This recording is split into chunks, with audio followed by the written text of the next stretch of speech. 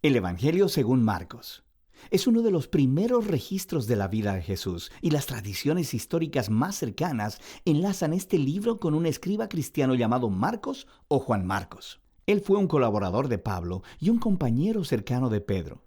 De hecho, un historiador de la iglesia antigua llamado Papías registra que Marcos había recolectado todo el testimonio ocular y las memorias de Pedro y luego las acomodó en este registro. Pero Marcos no reunió al azar todas las piezas, sino que diseñó cuidadosamente la historia de Jesús. En la primera línea del libro, Marcos hace esta declaración respecto a Jesús: principio del Evangelio de Jesucristo, el Mesías, Hijo de Dios. Lo que es interesante es que esta es la única vez que Marcos te dirá lo que piensa. En el resto del libro, él te va a influenciar simplemente poniendo las acciones y palabras de Jesús delante de ti y mostrándote cómo otras personas reaccionan a él. Marcos ha diseñado la historia de Jesús como un drama con 3 actos.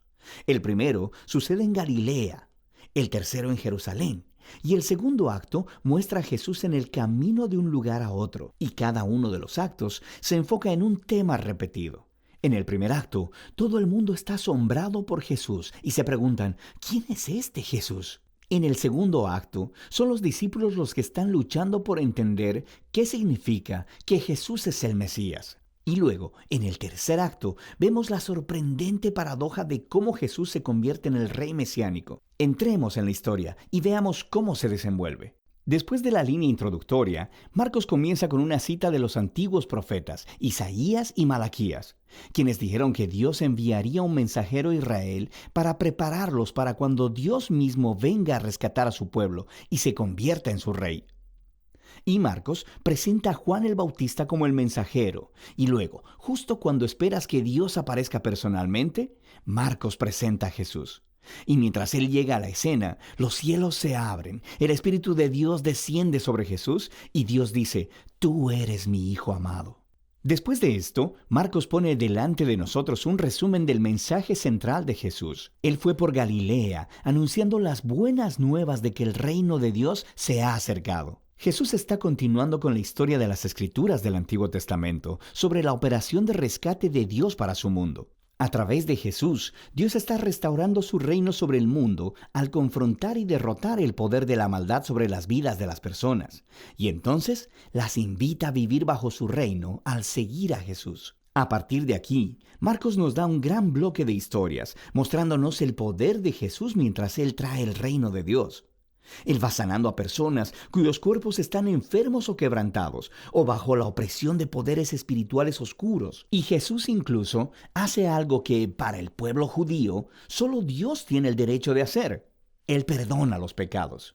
Y las acciones de Jesús producen muchas respuestas diferentes. Algunos le siguen y se vuelven sus discípulos. Otros todavía no saben qué pensar y otros lo rechazan completamente, especialmente los líderes de Israel, quienes lo acusan de blasfemar contra Dios y de recibir poder del mal. Pero Jesús no está sorprendido por estas respuestas.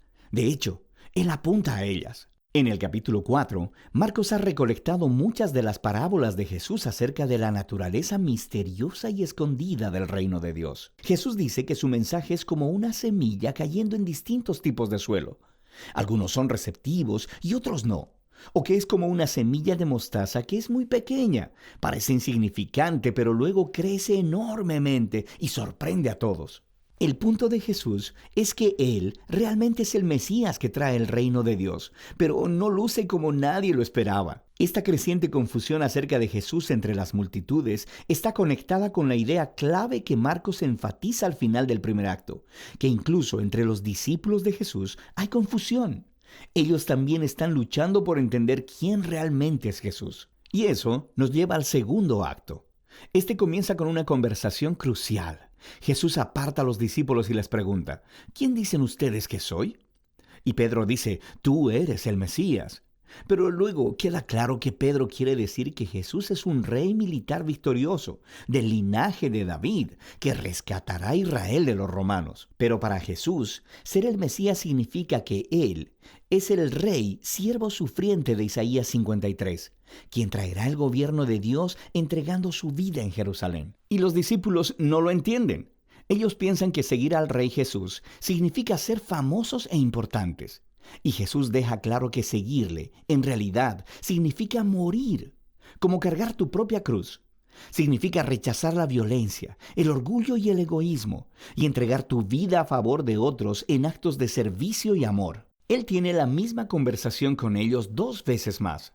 Y todo culmina en la importante declaración de Jesús de que el Hijo de Dios no vino a ser servido, sino para servir y para dar su vida en rescate por muchos. Los discípulos todavía no lo entienden, responden con miedo y confusión. Así que aquí, en el segundo acto, Marcos ha colocado otra historia clave que hace eco de la introducción del libro. Jesús toma a 3 de sus discípulos y los lleva a una montaña, y de pronto es transformado. Él está radiante, con luz y gloria, y una nube los cubre. Ahora, esto es justo como la gloria del Dios de Israel se mostró hace mucho tiempo en el monte Sinaí. Y luego, 2 profetas que estuvieron en la presencia de Dios en el monte Sinaí, Moisés y Elías, aparecen junto a Jesús mientras Dios declara de nuevo: «Este es mi Hijo amado». Al colocar esta historia en medio de todas estas conversaciones en el segundo acto, Marcos está haciendo una declaración asombrosa. Jesús, el Hijo de Dios, es la encarnación física de la misma gloria de Dios. Y en Jesús, el glorioso Dios de Israel se convertirá en rey al sufrir y morir por los pecados de su propio pueblo. Esta es una declaración misteriosa que confunde y asusta a los discípulos mientras dejan la montaña. Lo que nos lleva al tercer acto. Para la Pascua, Jesús hace una entrada pública real en Jerusalén. Las personas lo están alabando como el Mesías, y luego Él entra en el atrio del templo y ejerce su autoridad real al sacar a los ladrones y estafadores y deteniendo el sistema sacrificial. Entonces esto inicia una semana completa de debates entre Jesús y los líderes de Israel, condenando su hipocresía. Así que ellos preparan un plan para asesinarlo. Y Jesús le advierte a sus discípulos, prediciendo que Jerusalén y su templo serán destruidos en una generación, y que sus discípulos serán perseguidos como Él, hasta que Él regrese un día a traer el reino de Dios completamente sobre la tierra. Y todo esto lleva a la noche final. Jesús tiene su última cena de la Pascua con los discípulos, una cena simbólica que contaba la historia de la liberación de Israel a través de la muerte del Cordero de la Pascua. Y Jesús toma estos símbolos y les da un nuevo significado.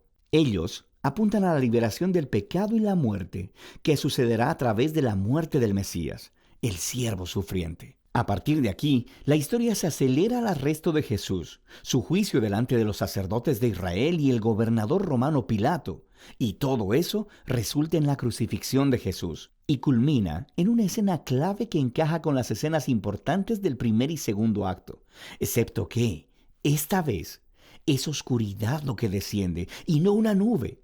Y en lugar de una voz divina del cielo, se escucha la voz de Jesús clamando antes de morir. Y luego, lo más sorprendente es que es un soldado romano que mira a Jesús morir, el que entiende y anuncia quién Jesús es.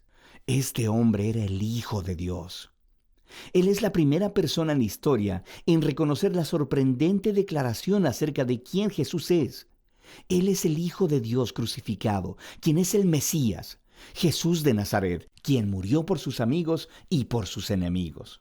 Después de esto, el cuerpo de Jesús es colocado en una tumba, y en el primer día de la semana, 2 mujeres de entre sus discípulos vienen a la tumba y descubren que la tumba está vacía. La piedra había sido removida. Luego, un hombre angelical les informa que Jesús no está ahí, que se ha levantado de los muertos. Así que les ordena que vayan y les den las buenas nuevas a los otros discípulos. Jesús está vivo y que se encontrará con ellos en Galilea. Y las mujeres están asustadas. Marcos dice que ellas huyeron aterradas de la tumba y no hablaron con nadie porque tenían miedo. Y así es como termina el libro, con los discípulos de Jesús mostrando la misma clase de miedo y confusión con los que concluyeron el primer y segundo acto. Ahora, si miras en tu Biblia, verás que Marcos tiene un final más largo, donde Jesús aparece y habla con sus discípulos, pero seguramente también hay una nota que dice que ese final no es parte del libro original. Solo se encuentra en manuscritos más tardíos y menos confiables. Ahora, es posible que el final original de Marcos se perdió, o que Marcos nunca terminó de escribir su recuento. Pero es más probable que este final abrupto sea intencional para resaltar una idea. La historia completa se ha enfocado en la sorprendente aseveración que dejó perplejos a los discípulos de principio a fin. Esto es el sufriente, crucificado y resucitado Jesús, quien es el Mesías, el Hijo de Dios. Que el amor de Dios y su reino al revés son revelados en la medida en que Jesús murió por los pecados del mundo. Así que esta historia termina sin una conclusión y te obliga a ti, el lector, a luchar con esta extraña y escandalosa declaración acerca de Jesús. ¿Vas a huir como los discípulos? ¿O reconocerás a Jesús como tu rey y anunciarás las buenas nuevas? Solo tú puedes responder esa pregunta. Y de eso se trata el Evangelio de Marcos.